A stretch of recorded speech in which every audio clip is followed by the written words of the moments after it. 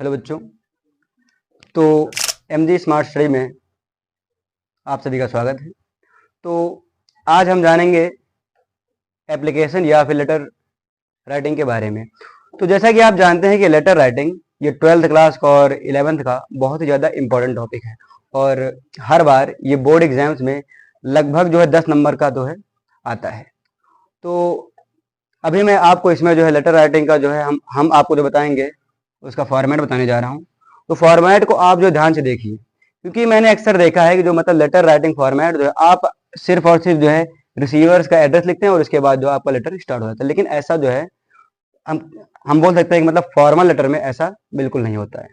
तो आइए हम जानते हैं कि जो फॉर्मल लेटर होता है उसका लेटर राइटिंग हम कह सकते हैं फॉर्मेट क्या है वो जानते हैं। तो आइए स्टार्ट करते हैं।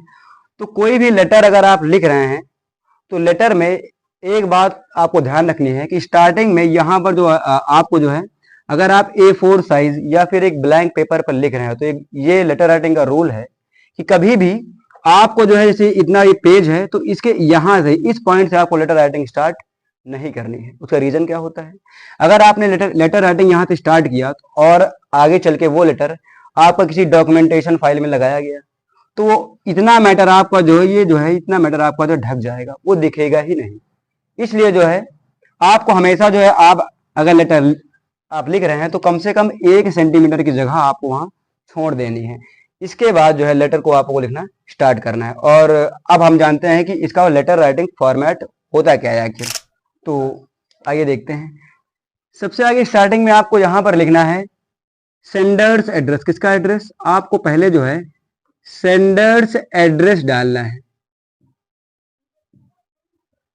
सबसे आगे आपको यहाँ पर सेंडर्स एड्रेस मतलब जो भेज रहे हैं, अगर आप अपना लेटर भेज रहे हैं कहीं को तो आपको अपना यहाँ पर एड्रेस डालना है। और ये कम से कम मिनिमम मान लेते हैं 2 लाइन या फिर 3 लाइन का, कम से कम कितना 3 लाइन का आपका एड्रेस सेंडर्स एड्रेस मतलब आप भेज रहे हैं तो आपको यहाँ कम से कम 3 लाइन का एड्रेस आपको लिखना है। इसके बाद आते हैं एड्रेस लिखने के बाद आपको कम से कम यहाँ पर मिनिमम 1 लाइन छोड़ देनी है। 1 लाइन छोड़ने के बाद यहाँ पर आपको इसके बाद आपको डेट डालनी। और हाँ, डेट डालते समय ये इस बात का ध्यान रखना है कि हमेशा आप डेट का फॉर्मेट बिल्कुल भी एकदम सही रखें। और लिखने का फॉर्मेट क्या होता है, आपने देखा होगा अक्सर मैगजीन्स वगैरह में, न्यूज़पेपर वगैरह में जैसी डेट लिखी होती है ना, आपको एकदम फॉर्मल वे में आपको डेट लिखनी होती है। वो कैसे, ये देखते हैं। मान लेते हैं कि आज आपका रिपब्लिक डे है, जैसा कि आप जानते भी हैं। तो रिपब्लिक डे आज मान लेते हैं 26 जनवरी है। तो आप आइए देखते हैं, यहां पर पहले आपको लिखना है 26 और महीना कौन था, जनवरी का। तो आपने लिखा जनवरी और साल 2025। इस वे में आपको फॉर्मल लेटर में आपको डेट डाल देना है। और डेट लिखने के बाद आपको अब इसके बाद 1 लाइन लीव करनी है या फिर कह सकते हैं छोड़नी है।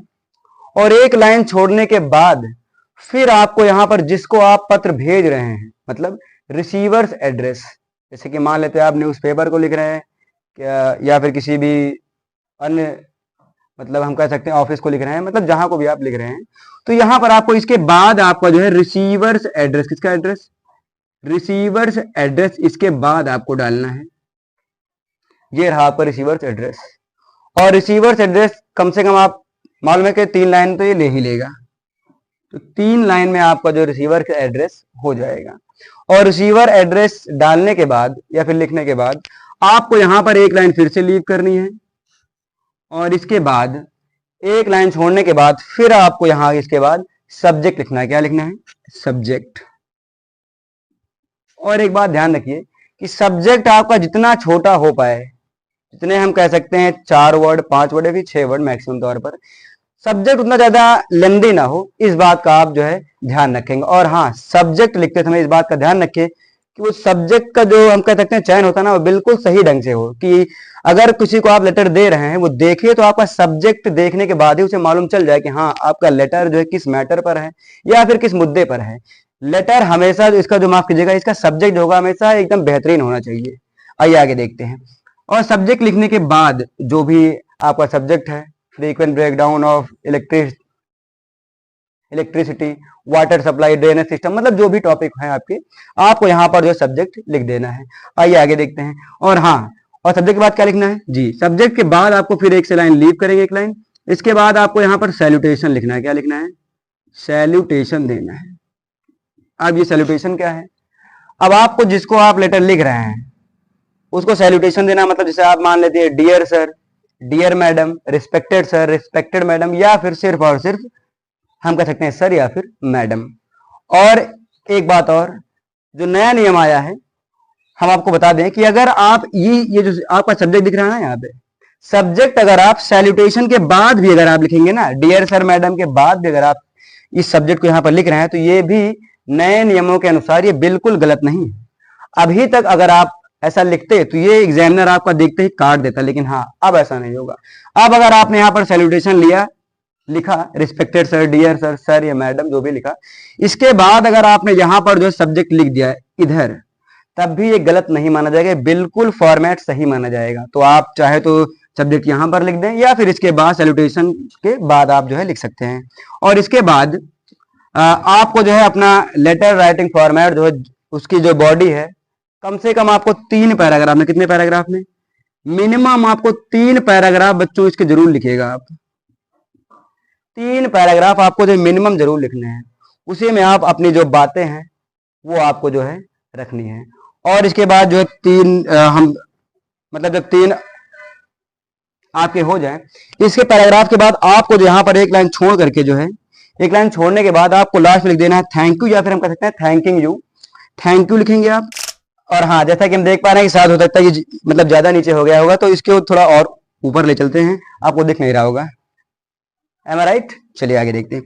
तो आपको यहाँ पर जो है, यहाँ पे क्या लिखना है? थैंक यू लिखना है। थैंक यू, थैंक यू या फिर थैंक यू, दोनों जो है आपका चल जाएगा, थैंक यू हो जाएगा। और इसके बाद आपको यहाँ पर लिख देना है योर्स ट्रूली, योर्स सिंसियरली, जो भी आपको सही लगे, XYZ। आप जो है इसमें आप अपना नाम भी डाल सकते हैं, या फिर जो है इतना ही लिख करके आपको जो है छोड़ देना है। तो बच्चों ये रहा आपका जो फॉर्मल लेटर राइटिंग फॉर्मेट। तो जैसा कि आप देख रहे हैं, एक बार फिर से रिपीट करते हैं, सेंडर्स एड्रेस बहुत ही इंपॉर्टेंट है, इसके बाद डेट डालना है, बिल्कुल यही फॉर्मेट आपका रहेगा। इसके बाद रिसीवर्स एड्रेस, और इसके बाद सब्जेक्ट, सैल्यूटेशन, और हाँ सब्जेक्ट आप इसके नीचे भी लिख सकते हैं। और इसके बाद पैराग्राफ लिखने हैं आपको 3 पैराग्राफ। इसके बाद आपको जो है थैंक यू या फिर थैंक यू लिख करके जो है अपना लेटर जो है आपको यहाँ पर क्लोज कर देना। और हाँ, इसके बाद अगली वीडियो में हम आपको बताएंगे कि कैसे जो है ये सारा लेटर जो हम आपको लिख करके बकायदा जो है आपको समझाएंगे, बताएंगे। और हाँ, मैं आपको एक ऐसा फॉर्मेट बताऊंगा कि अगर आप वो लेटर लिख रहे हैं तो ज्यादातर बातें जो है उसी लेटर से आप जो उठा के दूसरे लेटर में भी आप लिख सकते हैं। उसके लिए आपको अन्य चीजों की मतलब जरूरत है, फिर रिक्वायरमेंट नहीं होगी। एक ही लेटर में, एक ही वीडियो में मैं आपको जो है सारी डिटेल्ड लेटर राइटिंग के आपको मैं यहाँ पर जो है लिख करके समझा दूंगा।